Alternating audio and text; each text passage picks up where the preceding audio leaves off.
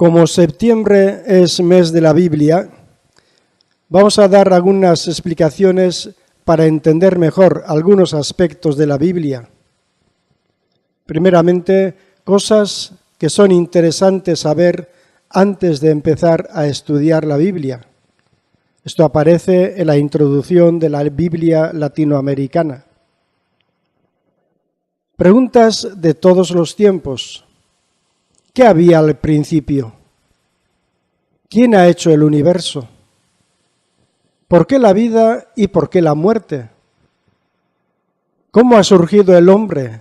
¿De dónde y para qué? ¿Por qué los hombres se odian y se aman?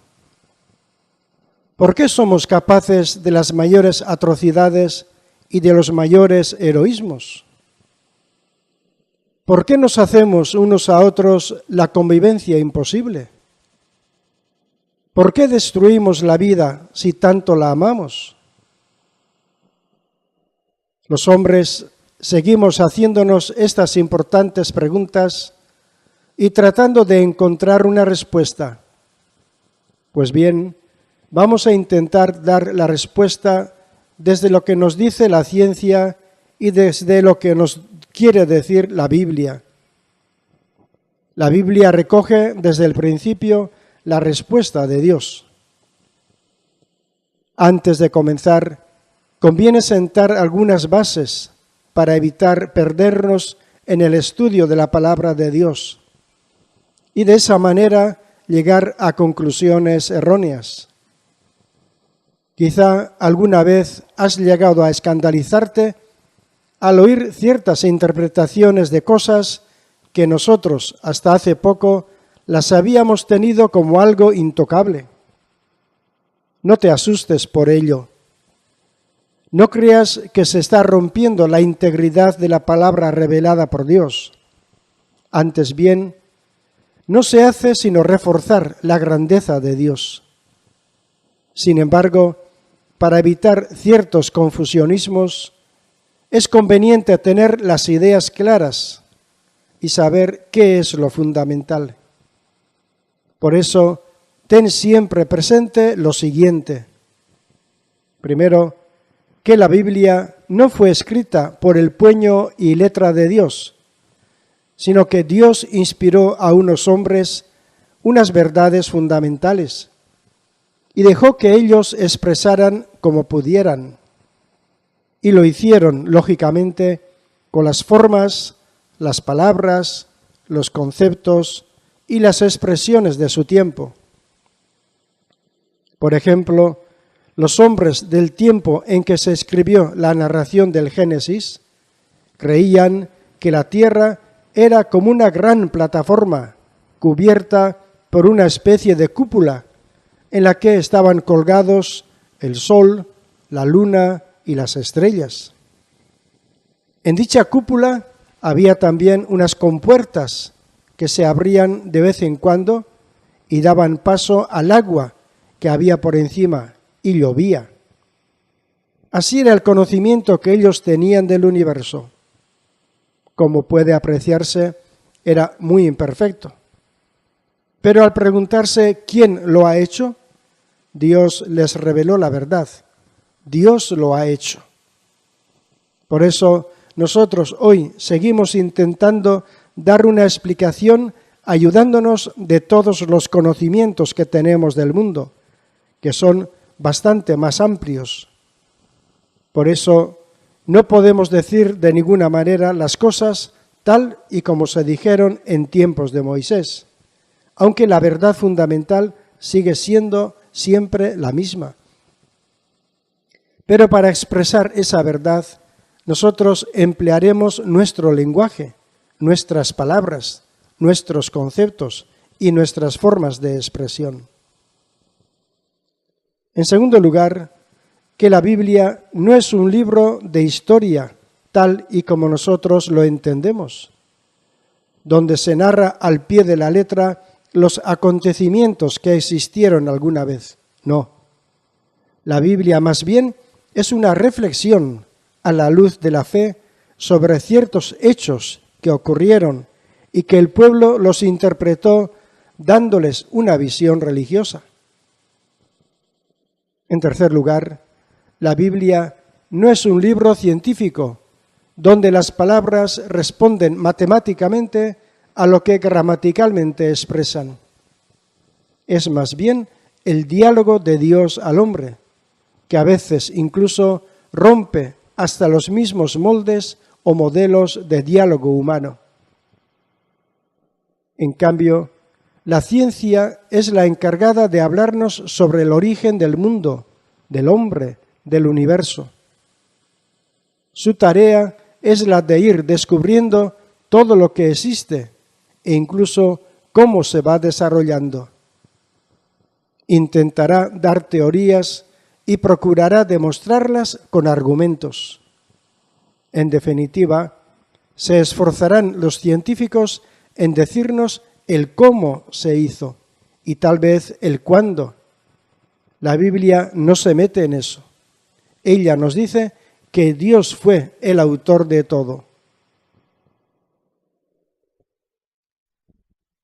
¿Cómo se compagina lo que dice la ciencia con lo que dice la Biblia? No hay ninguna contradicción entre una y otra. La Biblia solo quiere enseñarnos la verdad religiosa de que Dios es el creador de todo lo que existe. La ciencia, en cambio, investiga los datos de cómo se fue formando el mundo y afirma que esto sucedió por evolución. La ciencia y la fe son dos tipos de conocimiento que deben respetarse. No debemos buscar en la fe lo que la ciencia, con su autonomía, nos puede dar. Pero no debemos buscar en la ciencia lo que solo la fe nos puede ofrecer. Aceptando lo que dicen las ciencias, la fe cristiana nos dice que en medio de esta asombrosa evolución, Dios está activamente presente. Su Espíritu infunde vida y recrea continuamente todas las cosas creadas, y en cada ser humano que nace, Dios está amorosamente presente, creador y activo, animándole con el espíritu de vida. Dios pudo muy bien crear al principio la materia o la energía primordial, de la que, por evolución, habían de surgir todos los seres. La energía evolutiva es ella misma obra de Dios. El mundo no evoluciona ni avanza solo, a su aire. Dios sigue actuando e interviniendo. Él da vida a los muertos y llama a la existencia lo que no existe. La Biblia nos habla de la actividad creadora de Dios como origen último del mundo y de la vida. Salvado esto, la ciencia puede investigar libremente. Cuando ésta llega al descubrimiento cierto de una verdad, ésta no puede estar en contradicción con lo que afirma la Biblia, porque la verdad es una y, en definitiva, procede de la misma fuente que es Dios. Hagamos un cálculo comparativo. Imaginando que la edad total de la Tierra es de 1 año, cada día equivaldría, redondeando siempre los números, a 12.600.000 años cada día. Cada hora representaría a 500.000 años. Cada minuto a algo más de 8.000 años. ¿Cuántos días del año estuvo la Tierra sin vida? La Tierra estuvo sin vida del 1 de enero al 14 de noviembre, es decir, 317 días. Los primeros vivientes surgen el 14 de noviembre. Las aves y los mamíferos el 24 de diciembre por la noche. Los antropoides el 31 de diciembre a las 8 de la noche. Y el hombre actual, cuando faltan 4 minutos para terminar el año, es decir, del 31 de diciembre. Es decir, que dentro de la historia de la creación del universo, el hombre es muy reciente.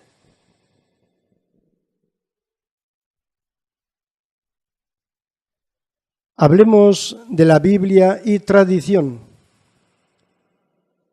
Al tomar la Biblia, tienes en tus manos uno de los libros más leídos de toda la historia de la humanidad. Millones de personas de todos los tiempos han buscado en él un sentido para su vida y lo han encontrado. También tenemos que afirmar que en nuestros días la Biblia es un libro de enorme actualidad, a pesar de que se comenzó a escribir hace 30 siglos, en la época de Salomón, y se terminó hace ya más de 1900 años. Fíjate, solo en el siglo XX se escribieron en el mundo más de 2.000 millones de ejemplares de la Biblia y se ha traducido a más de 1.800 lenguas y dialectos. ¿Cuál es su secreto? ¿A qué se debe este interés por un libro tan antiguo? A la convicción profunda de que, como nos dice la Iglesia, la Biblia es palabra de Dios, viva y actual. No podemos considerar la Biblia como un libro de recetas o de respuestas fáciles para resolver todos nuestros problemas, pero tampoco podemos considerarlo como un pergamino olvidado en un museo. Es palabra de Dios que nos interpela aquí y ahora. Cristo, que está vivo, está presente en su palabra, pues cuando se lee en la Iglesia la Sagrada Escritura, es Él quien nos habla. ¿Quién conservó y nos transmitió este libro sagrado? La Iglesia Católica recibió en la persona de los apóstoles la misión de enseñar a todas las gentes y hasta el fin de los tiempos las verdades reveladas por Cristo. Cumpliendo el encargo apostólico de conservar y transmitir estas divinas enseñanzas, la Iglesia se esmeró en recoger los diversos escritos bíblicos, Antiguo Testamento ya usado por los apóstoles, los evangelios, las cartas a los romanos, a los corintios, etc., y confeccionar así la lista o canon de los libros bíblicos. Poseemos documentos antiguos en los que ya desde el siglo IV aparece la lista de los libros sagrados, incluidos los deuterocanónicos, que los protestantes quitan de su Biblia, como si fueran apócrifos. Así, el Decretum Damasi del año 382, las actas de los concilios de Hipona 393, de Cartago 397, la carta de San Inocencio a Superio el 20 de febrero del 405, etc. ¿Qué es la Constitución Dei Verbum? La Constitución Dei Verbum, que significa la palabra de Dios, es un documento del Concilio Vaticano II que trata sobre la divina revelación.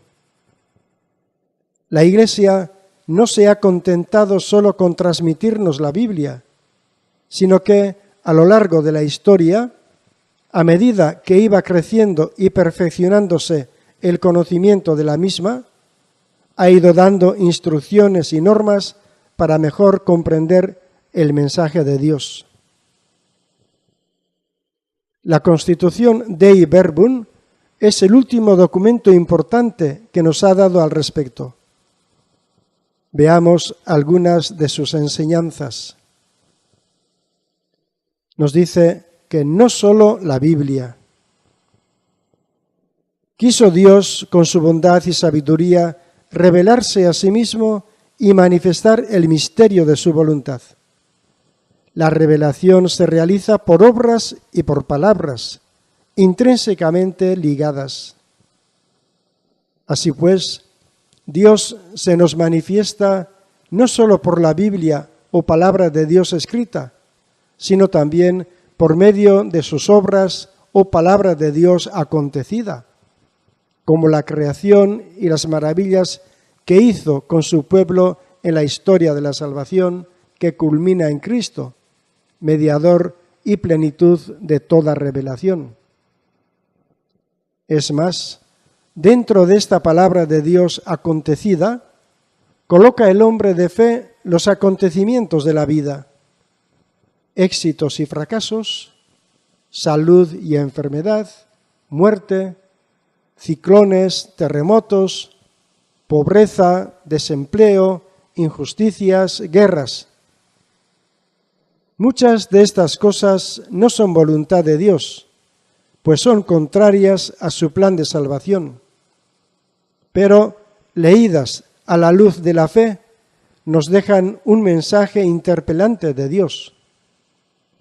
Dios no quiere que ante estas situaciones permanezcamos indiferentes y pasivos. Debemos esforzarnos por dominar las fuerzas de la naturaleza por medio de la ciencia y de la técnica. Debemos denunciar las injusticias y defender los derechos humanos. En una palabra, Dios quiere que trabajemos por la promoción y el bienestar de sus hijos, nuestros hermanos. Y así, como la Biblia nos ayuda a afrontar estos acontecimientos, así también muchos de ellos nos ayudan a mejor comprender el mensaje bíblico. Muchos no lo captan porque no lo miran desde una perspectiva de solidaridad y compromiso con el que sufre.